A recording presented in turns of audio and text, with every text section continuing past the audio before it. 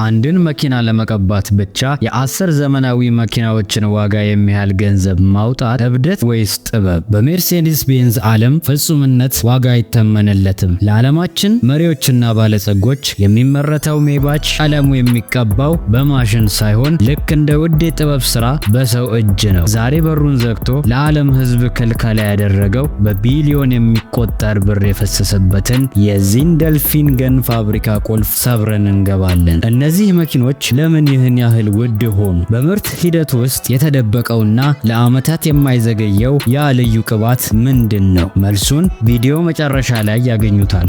የሜርሴዲስ ቤንዝን ታሪክ ስናነሳ ሁሌም ስለ ካርል ቤንዝ እናወራለን። ነገር ግን እውነታው ሌላ ነው። ባሏ ተኝቶ እያለ ልጆቿንና መኪናዋን ይዛ በመጥፋት የዓለምን ታሪክ የቀየረችው ያች ጀግና ሴት ባትኖር ኖሮ ዛሬ የምናውቀው ሜርሴዲስ ቤንዝ አይኖርም ነበር። በፀጉር ፒንና በሽቦ መኪና እየጠገነች ለ106 ኪሎ ሜትር የተጓዘችው በርታ ቤንዝ የመኪናን ዘመን ብቻዋን አበሰረች። ከዛች ባለ 3 እግር ብስክሌት ተነስተን ዛሬ ራሱን በራሱ ወደሚያሽከረክረው ኤስ ክላስ እንዴት ደረስን? ከ135 ዓመታት በፊት ጀመረው ጉዞ ዛሬ በፋብሪካ 56 ውስጥ ምን አይነት አስደናቂ መልክ እንደያዘና የኩባንያውን የጨለማ ጊዜያት እንዴት እንዳለፉ ለማወቅ አብራችሁን ቆዩ። የዓለማችን እጅግ የቅንጦትና የላቀ ቴክኖሎጂ መግለጫ የሆነው የሜርሴዲስ ቤንዝ ታሪክ የሚጀምረው በወርቅና በብር መካከል አይደለም። መነሻው በ1844 ዓ.ም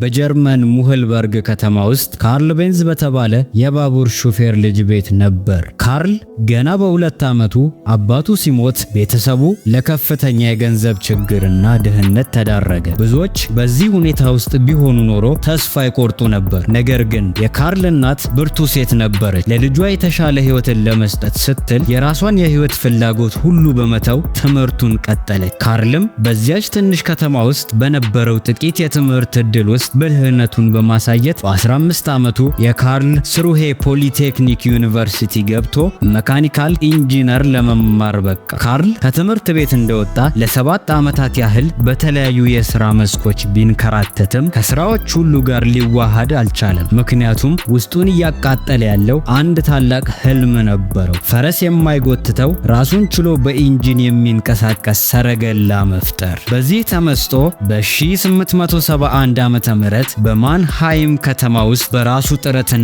አነስተኛ ቁጠባ የብረት ፋብሪካና ወርክሾፕ ከፈተ። ይህ የህይወቱ ትልቅ ተስፋ ነበር። ሆኖም የህይወት ፈተና እዚህም አልተወው። በገንዘብ እጥረትና በስራ ባልደረባው ድክመት ሳቢያ ኩባንያው ብዙም ሳይቆይ የገንዘብ ቀውስ ገጠመው። ነገሩ እጅግ እስኪከፋ ድረስ የአካባቢው ባለስልጣናት የሥራ መሳሪያዎቻቸውን በዕዳ ወረሱባቸው። የካርል ህልም ከመሬት ሳይነሳ ሊቀበር ደረሰ። በዚህ የጨመረለት ወቅት ለካርል ብቸኛ ብርሃን የሆነችው እጮኛው በርታ ሪንገር ነበረች። በርታ ከሀብታም ቤተሰብ ብትመጣም ከገንዘቧ በላይ የምታየው የካርልን ሊቅነትና ቁርጠኝነት ነበር። በዚያ ዘመን ሴቶች የፋይናንስ ውሳኔ የማድረግ መብት ብዙ ባልነበራቸው ወቅት በርታ የዘመኑን ልማድ በመስበር ለራሷ ትዳር የተዘጋጀላትን ጥሎሽ ሙሉ በሙሉ ተጠቅማ የካርልን የሥራ ድርሻ በመዝጋት ኩባንያውንና ህልሙን ከውድቀት አወጣችው። ይህ የፍቅርና የድጋፍ ስሜት ብቻ ሳይሆን ግልጽ የንግድ ውሳኔ ነበር። በርታ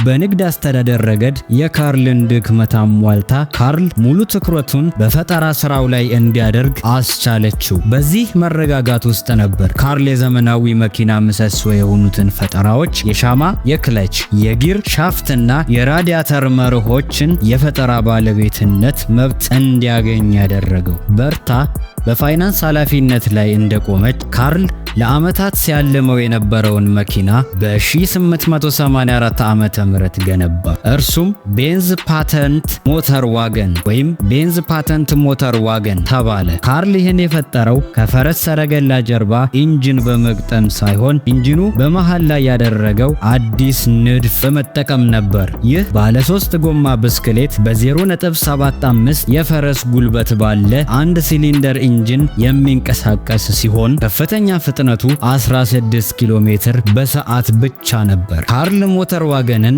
ለህዝብ ሲያሳየው የሰጠው ምላሽ ግን ድንጋጤና ፍርሃት ነበር። ሰዎች የሞተሩን ድምፅ፣ ጭስና ያልተለመደ እንቅስቃሴ በመፍራት የሰይጣን ሰረገላ እያሉ ይዘባበቱበት ነበር። በወቅቱ ለነበረው ገበያም ቢሆን መኪናው እጅግ ውድና ቀርፋፋ ነበር። ከአንድ ፈረስ ሰረገላ በምንም መልኩ አይበልጥም ነበር። የራሱ የሥራ ባልደረቦች ሳይቀሩ ይህ ማሽን በቀላሉ ይሰበራል፣ ነዳጅም ያልቅበታል፣ ማን ይገዛዋል በማለት ተስፋ አስቆረጡ። የካርል ታላቅ ህልም የህዝብ እምነት የሚባል ነገር አጥቶ ነበር። የጎደለውን የህዝብ እምነት የመሙላት ኃላፊነት እንደገና በበርታ ላይ ወደቀ። በ1888 ዓመተ ምህረት በአንድ የጋራ ንብረት ሽያጭ ውስጥ የተገኘውን የገንዘብ እጥረት ለማሟላትና የካርልን ሞተር ዋገን ተግባራዊነት ለማረጋገጥ ወሰነች። አንድ ቀን ጠዋት ካርል ከእንቅልፉ ሳይነሳ በርታ ከሁለት ልጆቿ ወይም ዩጂን እና ሪቻርድ ጋር በመሆን መኪናዋን ከወርክሾፕ በጸጥታ ገፍታ አውጥታ ወደ 106 ኪሎ ሜትር ርቀት ላይ ወደምትገኘው የእናቷ ቤት ፎረስትስሃይም ጉዞ ጀመረች። ይህ ጉዞ ለበርታም ሆነ ለመኪናው አሰቃቂ ፈተና ነበር። መንገዶቹ ያልተነጠፉ፣ ለብረት ጎማ በተሰሩ የፈረስ ሰረገላዎች የተበላሹ ነበሩ። የሞተር ዋገን የነዳጁ ታሪክ በጣም ትንሽ ነበር። በርታ ነዳጅ መሙላት ስትፈልግ በአካባቢው ወደሚገኙ ፋርማሲዎች ወይም የሞተር ዋገኑን ነዳጅ ሊግሮይን የተባለውን ኬሚካል የሚሸጡ በመሄድ ገዛች። የመጀመሪያዋ የመኪና ነዳጅ ማደያ የሆኑትም እነዚህ ፋርማሲዎች ናቸው። በተራራማ መንገዶች ላይ ፍሬኑ ሲዳከም በርታ በአቅራቢያዋ ወደሚገኝ ጫማ ሰፊ ሄዳ ወፍራም የቆዳ ቁራጭ በፍሬኑ ላይ እንዲሰካላት ጠየቀችው። የዘመናዊ ብሬክ ማስያዣ ወይም ብሬክ ላይኒንግ መሰረት የተጣለው በዚሁ የበርታ ብልሃት ነበር። የነዳጅ ቧንቧው በዝገት ሲዘጋ ደግሞ የካርል መኪና በመንገድ ላይ እንዳይቆም ከፀጉሯ የሳበችውን ረዥም የፀጉር ማስያዣ መርፌ ተጠቅማ ቧንቧውን አስተካከለችው። በርታና ልጆቿ ከ12 ሰዓታት በላይ ከባድ ጉዞ በኋላ ፎረስትስሃይም ደረሱ። ጋዜጦች በጀብዷ ተናወጡ።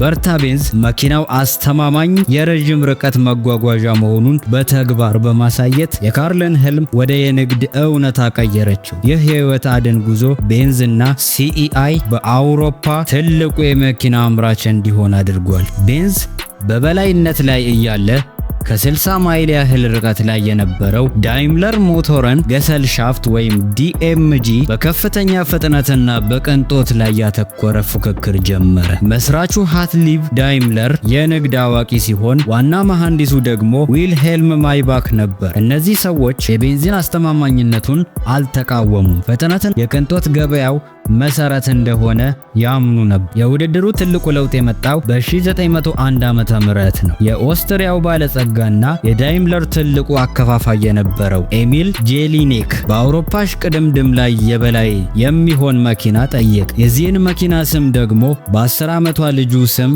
መርሴዲስ እንዲባል አዘዘ። ማይባክ ይህንን ተሽከርካሪ ሲፈጥር የሜርሴዲስ 35 ኤችፒ ኢንጂን 35 የፈረስ ጉልበት ሲሆን ከቤንዚን ሞተር ዋገን በ45 እጥፍ የበለጠ ነበር። ዝቅተኛ የክብደት ማዕከል፣ ሰፊ ጎማዎች እና የመኪናው አጠቃላይ ቅርጽ የዘመናዊ መኪናን መልክ ለመጀመሪያ ጊዜ ያዘ። መርሴዲስ 35 ኤችፒ ወይም ሆርስ ፓወር በውድድሮች ላይ የማይበገር በመሆኑ የሜርሴዲስ ስም የቅንጦትና የአፈጻጸም ምልክት ሆነ።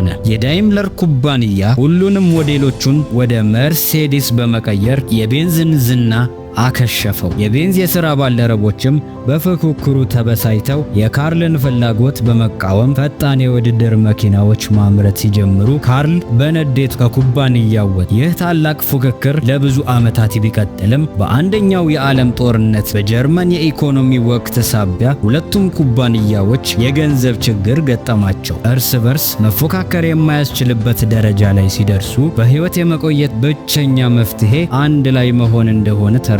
የቤንዝና የዳይምለር ኩባንያዎች ፉክክር ለብዙ ዓመታት ቢቀጥልም የጀርመን ኢኮኖሚ በከፍተኛ የዋጋ ግሽበት ወይም ሃይፐር ኢንፍሌሽን እና ድህነት ሲናወጥ ከፊታቸው የተጋረጠው ዕጣ ፈንታ ወይ መውደቅ ወይም መዋሃድ ብቻ ነበር። በ1924 ዓ.ም በቅድሚያ የምርት መስመሮቻቸውንና ግብይቶቻቸውን ለማቀናጀት ስምምነት ፈጸሙ። ይህ ስምምነት ለአጭር ጊዜ ተፈጻሚ ቢሆንም የኢኮኖሚው ቀውስ እየከፋ ሲሄድ ሲሄድ ግን ሁለቱም ኩባንያዎች በሕይወት ለመቆየት ብቸኛ ምርጫቸው ውህደት መሆኑን ተረዱ። በመጨረሻም በ1926 ዓመተ ምህረት ሁለቱ ታላላቅ ኩባንያዎች ተዋህደው ዳይምለር ቤንዝ ኤጂ ተብለው ተሰየሙ። የካርል ቤንዚን የፈጠራ ስምና የኤሚል ጄሊኔክን የሴት ልጅ ስም በማዋሃድ የዘላለማዊ ብራንድ ሜርሴዲስ ቤንዝ ተወለደ። ይህ ውህደት የሜርሴዲስን የፍጥነትና የቅንጦት ፍልስፍና ከቤንዝ የደህንነትና አስተማማኝነት መርህ ጋር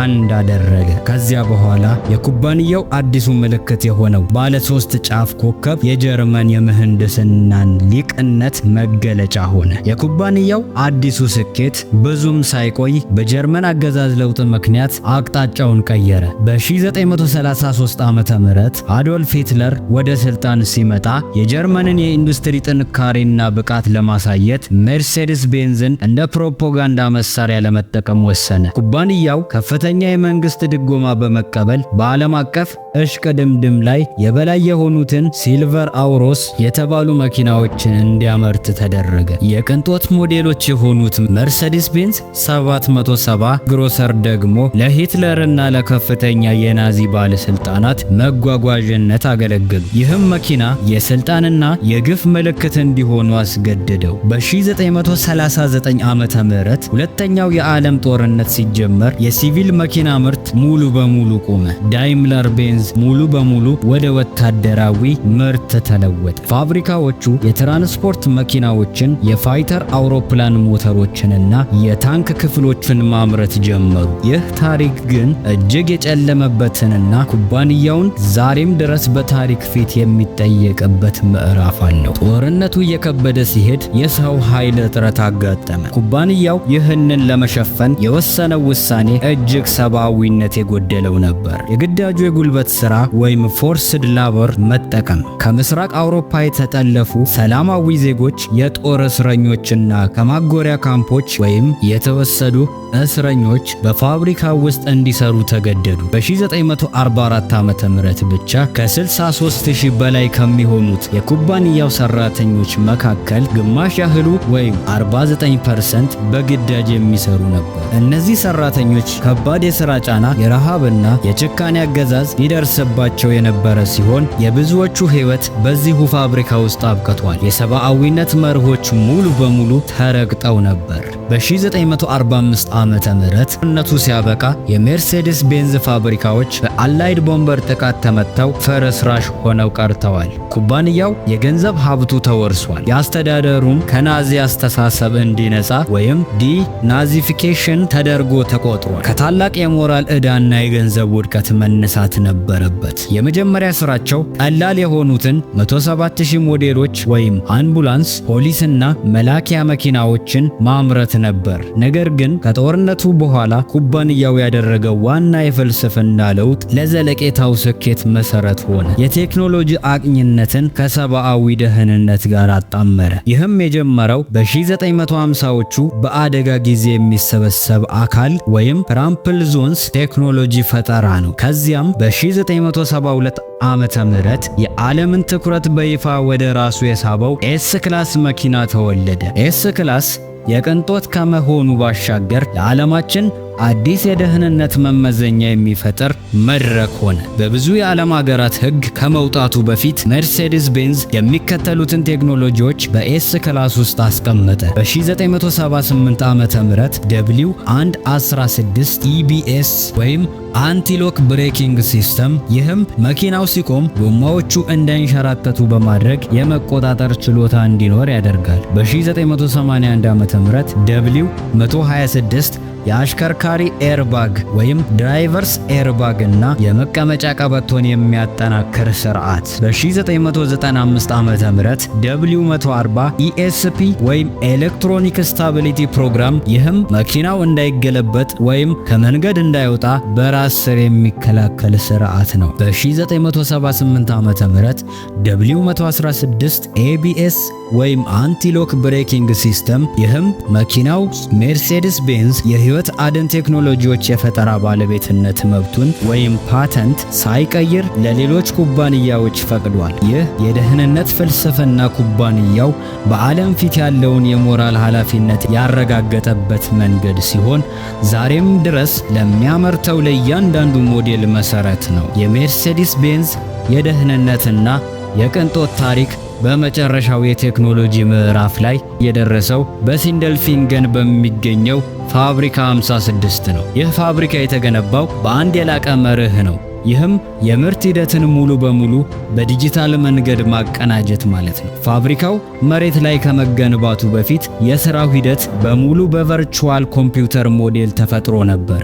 እያንዳንዱ ሮቦት፣ እያንዳንዱ ማሽንና እያንዳንዱ እንቅስቃሴ በኮምፒውተር ውስጥ ተፈትኖና ተስተካክሎ ወደ አካላዊ ሥራ የገባው። ይህ አሰራር የምርት ስህተቶችን አስቀድሞ በማስወገድ ውጤታማነትን በ25% ከፍ ያደርጋል። የዚህ ፋብሪካ ትልቁ የቴክኖሎጂ ድል የቤንዚን የመቋቋም ፍልስፍና የያዘ ነው። ኤስ ክላስን ወይም የነዳጅ ወይም ሃይብሪድ ኢኪውኤስን ሙሉ ኤሌክትሪክ እና የማይባክን በተመሳሳይ የምርት መስመር ላይ ማምረት በመቻሉ በዓለም አውቶሞቲቭ ኢንዱስትሪ ውስጥ ልዩ ያደርገዋል። ይህ ፋብሪካው የገበያ ፍላጎት ከነዳጅ ወደ ኤሌክትሪክ ወይም በተቃራኒው ሲቀየር ምንም ሳይዘገይ የምርት ፍሰቱን እንዲያስተካክል ያስችለዋል። የመርሴዲስ ቤንዝ አካል ግንባታ የሚጀምረው በግዙፍ ብረትና አልሙኒየም ጥቅሎች ነው። እነዚህን በከፍተኛ ፍጥነት በሚሰሩ የሌዘር መቁረጫዎች ተቆርጠው ወደ ማተሚያ አዳራሽ ይሄዳሉ። እዚያም 50 ሜትር ርዝመት ያለው ግዙፍ ማሽን 2500 ሜትሪክ ቶን የሚመዝን ግፊት በመጠቀም ጥሬ ብረቱን ወደ በሮች፣ ጣሪያዎችና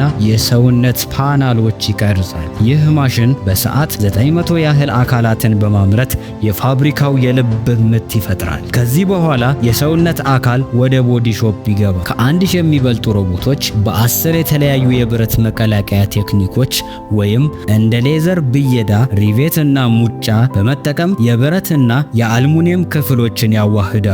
ሮቦቶቹ የሚሰሩት ስራ እጅግ ትክክለኛ ሲሆን በኤስ ክላስ ታሪክ ውስጥ የተካተተውን የደህንነት ደረጃ ሙሉ በሙሉ ያሟላሉ። የተገጣጠመው የሰውነት አካል ወደ ቀለም ክፍል ከመግባቱ በፊት ሰብአዊ የጥራት ተቆጣጣሪዎች በልዩ ብርሃን ስር ሆነው በጣት ጫፋቸው ብቻ ያሉትን ጥቃቅን ጉድለቶች ይፈትሻሉ። ከዚያ በኋላ ነው ወደ ተአምራዊ የቀለም ክፍል የሚገባው። አካሉ በ50 ሜትር ርዝመት ባላቸው ግዙፍ ገንዳዎች ውስጥ ገብቶ ካቶዲክ ዲፕ ፔይንቲንግ ወይም KTL በተባለ ሂደት ይካሄዳል። ይህ ስርዓት የኤሌክትሪክ ክፍያ በመጠቀም ቀለሙ የሰውነትን ክፍተቶችና መገጣጠሚያዎች በሙሉ እንዲሸፍን ያደርጋል። ይህም ከዝገት የዘለቄታ መከላከያ ይሰጣል። አንዳንድ እጅግ ውድ የሆኑ የማይባክ ሞዴሎች የቀለም ስራ የሚጠናቀቀው በእጅ ነው። የአርቲስት ሰራተኞች የሁለት ቀለም አካልን በሰዓታት ውስጥ መስመር በመስመር በቴፕ ከለክለው እያንዳንዱ ቀለም በልዩ የአየር መርጫ ወይም ኤር ብረሽ ይረጫሉ። ይህ በእጅ የተሰራው ቀለም ብቻ የ10 ተራ መኪናዎችን ዋጋ ሊያስከፍል ይችላል። ምክንያቱም እዚህ ያለው ቅንጦት የሚለካው በብቃት ብቻ ሳይሆን በሰው ልጅ ጥበብ ነው። መኪናው የመጨረሻውን የውስጥ ክፍልና ቴክኖሎጂ የሚገጥምበት ደረጃ ላይ ሲደርስ የፋብሪካ 56 የቴክኖሎጂ ልክ ሙሉ በሙሉ ይገለጻል። የኤስ ክላስ የፊት መብራቶችና ፕሮጀክተር ይሰራሉ። እያንዳንዱ መብራት 1 ሚሊዮን ማይክሮ ፒክሰሎች ያሉት ሲሆን በራስ ሰር መንገድ ላይ የሚወጡ መኪናዎችን እየለየ የብርሃን ምሰሶውን ልክ እንደ መጋረጃ ይዘረጋል። ሌላውን የመንገድ ክፍል ግን በደማቅ ሁኔታ ያበራል። ይህ ከኤስ ክላስ የደህንነት ታሪክ የመጣው የቴክኖሎጂ ቀጣይነት ነው። ፋብሪካው ለሰራተኞች የሥራ ምቾት ወይም ኤርጎኖሚስትስ ከፍተኛ ትኩረት ይሰጣል። ሰራተኞች ከባድ ዕቃዎችን በእጃቸው እንዲያነሱ አይፈቀድም። ልዩ የሮቦት እጆችና የማንሳት ስርዓቶች ክፍሎቹን በትክክል በማስተካከል ሰራተኞቹ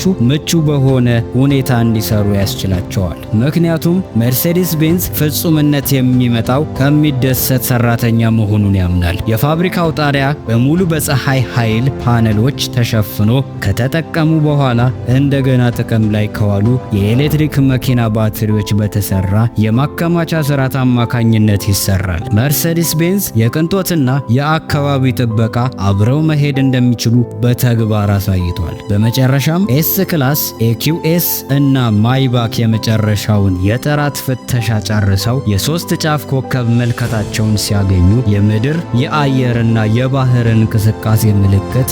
ይህ የሚያሳየው የካርል ቤንዝ የትህትና ህልም፣ የበርታን የትግል መንፈስ፣ የፉክክርን ኃይል፣ የጨለማውን ታሪክ ማረሚያና የዘመናችንን ፍጹም የቴክኖሎጂ ብቃት ጥምረት ነው። ፋብሪካ 56 የመጨረሻው መድረክ ነው። ሜርሴዲስ ቤንዝ መኪና ብቻ አልፈጠረም፣ የፍጹምነት ፍልስፍናን ፈጠረ። ይህ ተሽከርካሪ መጥቶ መሄድ የሚችል ነገር ሳይሆን ታሪክን፣ ቴክኖሎጂንና ሰብአዊ ጥበብን በውስጡ የያዘ የዘመናት ታሪክ ማጠቃለያ ነው። የሜርሴዲስ ቤንዝ ባለ 3 ጫፍ ኮከብ ያለው እያንዳንዱ መኪና ከመጀመሪያው የብረት ጥቅል አንስቶ እስከ መጨረሻው የጥራት ማረጋገጫ ድረስ ታሪክ ይዞ ነው የሚወጣው። ይህ መኪና የካርል ቤንዝ የድህነት ህልም ይዟል። የበርታ ቤንዝን ፍቅር፣ ብልህነትና አደጋን የመጋፈጥ ጀግንነት ይዟል። የዳይምለርና ቤንዚን ታላቅ ፉክክርና ከዚያም የኢኮኖሚ ቀውስ ያስገደደውን ውህደት ይዟል። ከሁሉም በላይ ደግሞ የጦርነት የጨለማ ዘመን ተቋቁሞ በኤስ ክላስ የደህንነት አብዮት አማካኝነት የዓለምን የመኪና ኢንዱስትሪ የሞራል ደረጃ ከፍ ያደረገ የኃላፊነት መንፈስ ተሸክሟል። ዛሬ ፋብሪካ 56 ውስጥ የኢንጂነሪንግ ፍጹምነትና የሰብአዊነት መርህ በአንድ ላይ ይሰራሉ። እዚህ የተገነቡት ኤስ ክላስ፣ ኢኪውኤስ እና ማይባክ መኪናዎች የመንቀሳቀስ ዘዴ ብቻ አይደሉም። እነሱ የወደፊቱ ጊዜ መስታወት ናቸው። የዲጂታል መብራት ስርዓት ያለው ብርሃን፣ ከ70 ዓመታት በፊት የተጀመረው የደህንነት ፍልስፍና መቀጠያ ነው። መኪናው የምርት መስመሩን ለቆ ሲወጣ ሜርሴዲስ ቤንዝ የሚያምነው አንድ እውነት አለ። ፍጹምነት መጨረሻ የለውም። ከጥሬ ብረት እስከ ባለ 3 ጫፍ ኮከብ ድረስ ያለው ጉዞ በየዕለቱ አዲስ ፈተና፣ አዲስ ብልሃትና አዲስ መፍትሄ የሚፈልግ የዘላለምን ጉዞ ነው። ይህ ታሪክ የሚያስደምመውም ለዚህ ነው። ታላቅ የቅንጦት ነገር በድንገት እንደማይመጣ፣ ነገር ግን በትህትና ተጀምሮ በትግልና በመርህ ታጅቦና በመጨረሻም በዘመናችን የላቀ ቴክኖሎጂ እንደሚጠናቀቅ ያሳያል። ምናልባት ዛሬ ወደዚህ የሜርሴዲስ ቤንዝ መንግስት መግባት ባንችልም የዚህን ታላቅነት ታሪክ ማወቅ ደግሞ የራሱ የሆነ ቅንጦት ነው።